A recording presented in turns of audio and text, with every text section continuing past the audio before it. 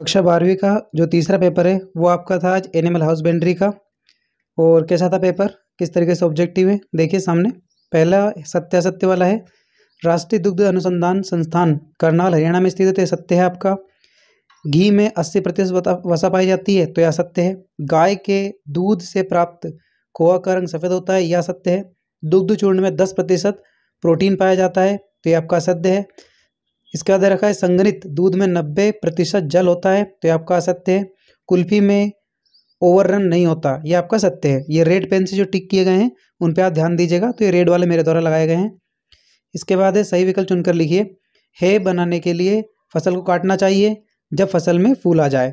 रबी मौसम की उत्तम दलहनी चारे की फसल कौन सी है, तो ये आपकी है बरसिम। वर्षा ऋतु के बाद अधिकतर फैलने वाला रोग कौन सा है, तो यह है लकड़ी रोग। इसके बाद है लंगड़ी रोग। स्ट्रिप कप परीक्षण किया जाता है, तो ये किया जाता है थेनेला रोग में। इसके बाद है गोवंश पशुओं में गलघोटू रोग निम्न जीवाणु के द्वारा फैलाया जाता है, तो ये है आपका डी वाला ऑप्शन, पास्चुरेला बोविसिप्टिका।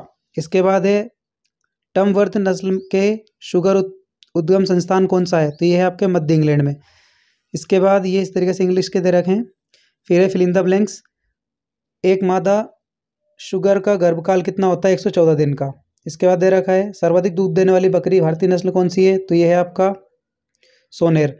इसके बाद है पश्मीना बकरी से प्राप्त होता है कश्मीरी से। इसके बाद है मेरिना भेड़ का मूल स्थान कौन सा है, तो ये स्पेन है।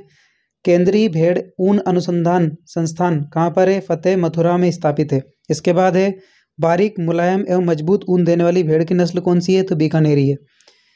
इसके बाद है एक वाक्य में उत्तर। अमूल का पूरा नाम क्या है, तो ये आएगा आनंद मिल्क यूनियन लिमिटेड। इसके बाद है एनडीबीडी का पूरा नाम, तो ये है नेशनल डेयरी उपलब्ध मेंटेनेंस बोर्ड। इसके बाद है पाश्चुराइज्ड दूध में कितने तापमान पर भंडारित किया जाता है, थे 4 डिग्री सेल्सियस पर। इसके बाद है व्हाइट गेनहार्ग मुर्ग वर्ष में लगभग कितने अंडे उत्पादित होते हैं, तो यह आएगा 180 से 240। इसके बाद है केंडलर ने अंडों की जांच करने की विधि क्या कहलाती है, तो कैंडलिंग विधि कहलाती है। इसके बाद ये जोड़ी दे रखी है, यानी कि गहरी बिछावन पद्धति, तो ये आपका आएगा 250 मुर्गियाँ।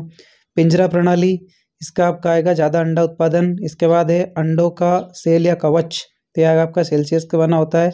इसके बाद है पोरोसिस का आपका आएगा ल्यूकेंसिस फिल्टर पासिंग जीवाणु, तो यह आपका आएगा मैग्नीज। इस प्रकार से ये इंग्लिश में दे रखी है। ये इस प्रकार से आप क्वेश्चन देख सकते हैं कैसे क्वेश्चन रहे हैं। पेपर इजी है, अगर आपने तैयारी अच्छी की होगी तो पेपर अच्छा गया होगा। इसी तरह के और सॉल्यूशन देखने के लिए चैनल को सब्सक्राइब करें तथा वीडियो लाइक करें। मिलते हैं अगले सॉल्यूशन में। जय हिंद, जय भारत।